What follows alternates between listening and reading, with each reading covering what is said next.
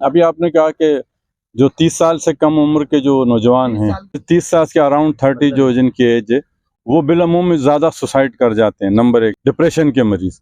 Number 2 वजह आपने उसकी बताई कि वो सेरोटोनिन जो करंट सप्लायर है हमारा ब्रेन से, वो जो है वीक हो जाता है। तो हम यूं कहें कि 30 इयर्स में ही जो है ना वो वीक हो जाता है सेरोटोनिन केमिकल, और वो उसकी कुव्वत फैसला जो या करंट की जो सलाहियत है वो कम हो जाती है, ये कहें हम।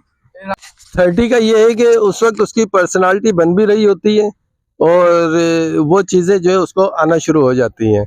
और डिप्रेशन तो वैसे 40 के बाद भी है, लेकिन 40 के बाद आके उसे काफ़ी चीज़ें वो अपनी चीज़ें सेट कर चुका होता है, दिमाग उसका काफ़ी अंडरस्टैंड कर चुका होता है, तो वो इस फेज से निकल जाता है। डॉक्टर साहब, ये मेंटल डिसऑर्डर और मेंटल इलनेस ये भी डिप्रेशन की वजह से होता है, और इसकी भी पेशेंट क्या सुसाइड वगैरह का अटेम्प्ट करने का सोचते रहते हैं?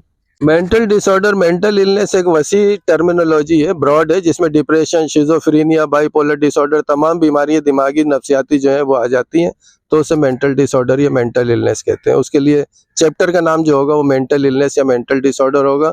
उसमें जो है इसके चैप्टर होंगे, ये कि depression, severe depression, anxiety disorder और दूसरी जो बीमारियां हैं। मेरा एक बहुत इम्पोर्टेंट सवाल ये है कि क्या ये जो सिम्टम्स अभी आए हैं 30 साल में, 28 साल में, 25 साल में, तो क्या ये बचपन से बच्चों में होते हैं, या बच्चे बच्चे बहुत जिद्दी होते हैं कि मैं ये करूँगा, मैं ये करूँगा, क्या ये वो शुरू से डेवलप हो रहा होता है या एकदम से कोई बीमारी आ जाती है जैसे बुखार वगैरह हमारा?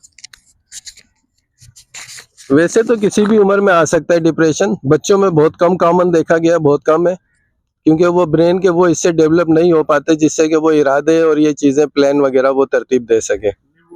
और अमूमन जो बच्चे जो यंग टीनेजर वगैरह जो सुसाइड करते हैं किसी इश्क और मोहब्बत की नाकामी की दास्तानों में, उनमें अक्सर देखेंगे आप 90% जो है ना वो फाल्स सुसाइड करते हैं, सिर्फ धमकियां देते हैं, मैंने नींद की गोलियां खा ली और मैं खुद जाऊंगा और मैं ये कर लूंगा और ये कर लूंगा, आग लगा दूंगा सिर्फ, लेकिन वो अटेम्प्ट करना उनके लिए बहुत मुश्किल होता है। और वो उसकी उम्र तकरीबन जो है 13 साल थी, और 13 साल की उम्र में वो जाके जो है ना नहर में कूद गया और वो उसने सुसाइड कर लिया।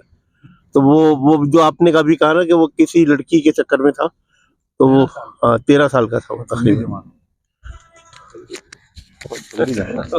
बहरहाल ये इनफिरादी चीजें होती हैं, लेकिन जो डेटा बनता है वो तक, हाँ, वो इनफिरादी तौर पे तो डेटा में इनफिरादी आएगा, लेकिन जो डेटा होता है वो तो हजारों और पूरी दुनिया में डेटा एक वो इस्टेब्लिश होता है, और उस डेटा के अकॉर्डिंग जो है फिर ये चीजें बताई जाती हैं। अशरफ साहब जी, कुछ वाकयात भी हुए हैं। हमारे एक दोस्त है यहाँ पे, उनके बेटे ने खुदकुशी की थी। आवाज आ रही है। तो शादीशुदा भी था, कारोबार कर रहा था, कारोबार में कुछ नाकामी हुई, थोड़ा कर्जा वर्जा चढ़ गया, उसने खुदकुशी कर ली। तो पूछना यह है कि हालात और वाकयात की वजह से भी तो कुछ लोग खुदकुशी कर लेते हैं ना, तो क्या उनमें ये बीमारी पैदा हो जाती है या? देखिए, उसके जो है कारोबार में कमी हो रही है और कारोबार सही तरीके से नहीं कर रहा है और वो जॉब सही तरीके से नहीं कर रहा है, तो समझो कि वो डिप्रेशन का मरीज तो ऑलरेडी है। वो सही डिसीजन नहीं ले रहा, इस वजह से जो है उसके कारोबार में जो है कमी हो रही है, और वो सही तरीके से जॉब नहीं कर रहा, तो उसको उसी वक्त ही अटेंशन होना चाहिए कि इसमें इरादों की और उस वो जो डिप्रेशन का अमल है वो उस वक्त शुरू हो चुका है। तो उसको जो है वो अंडरस्टैंड करना चाहिए, जो जिसका वो एम्प्लॉई है और घर वाले और जो वो कारोबार कर रहा है, तो इर्द गिर्द वालों को ये देखना चाहिए कि इसके फैसले सही नहीं हो रहे हैं और इसके डिसीजन सही नहीं हो रहे हैं, तो ये डिप्रेशन की वजह से जो है फिर उसके ये हालात ख़राब होते हैं।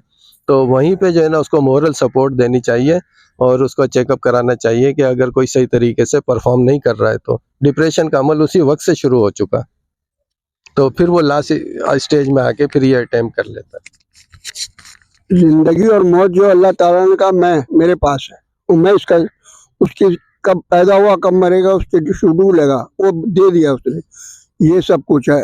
अब दूसरी बात जो मैंने इल्म से अमीन भाई का, प्रोफेसर का, आपको सबको ख्याल रखना है, वो सिस्टम इनमें पाए जाते हैं। मुझे ये मालूम करना है कि ये पोलर डिसऑर्डर क्या होता है, पोलर डिसऑर्डर और बाइपोलर डिसऑर्डर, इसके और उससे कैसे बचा जा सकता है? देखिए, बाइपोलर डिसऑर्डर जो है ये भी मेंटल डिसऑर्डर में आता है।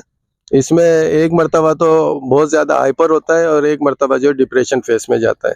इसका ट्रीटमेंट है और मेडिसिन इसकी लेनी होगी जिस तरीके से, हाँ, जिस तरीके से दूसरी बीमारियों की मेडिसिन है इसी तरह इसकी भी जो है वो मेडिसिन है। तो ज़रूरी नहीं कि कोई चीज़ें करके वो बच जाए, तो अंदर एक चीज़ चल रही होती है, तो some time you need medicine.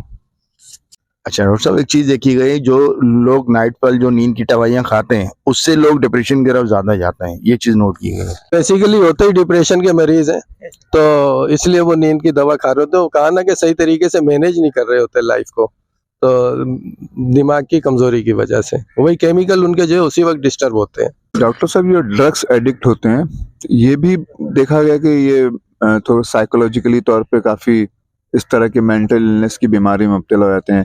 जैसे घर में बैठे हुए कह रहे हैं कि डिवाइस लगी हुई है, वहां से मुझे मेरी बातें सुनी जा रही, मुख्तलिफ किस्म के उनके वहम चल रहे होते हैं। ये स्किज़ोफ्रेनिया है बीमारी, जिसमें कि उसे वो नजर आता है जो दूसरों को नजर नहीं आता, जो वो सुनी जाती है जो दूसरों को सुनाई नहीं दे।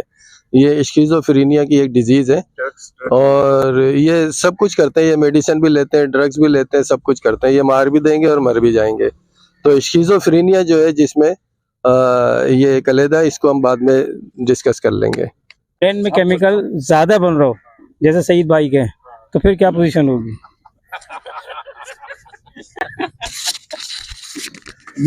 उनके दिमाग से केमिकल लेके उन्हें दे दे जिनके पास कम है।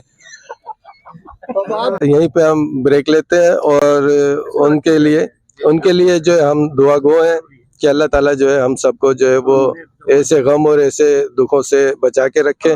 हमारे दुआ के स्पेशलिस्ट जनाब, मैं तो चाह रहा हूँ जल्दी से दुआ हो जाए। अच्छा, बिस्मिल्लाहिर्रहमानिर्रहीम।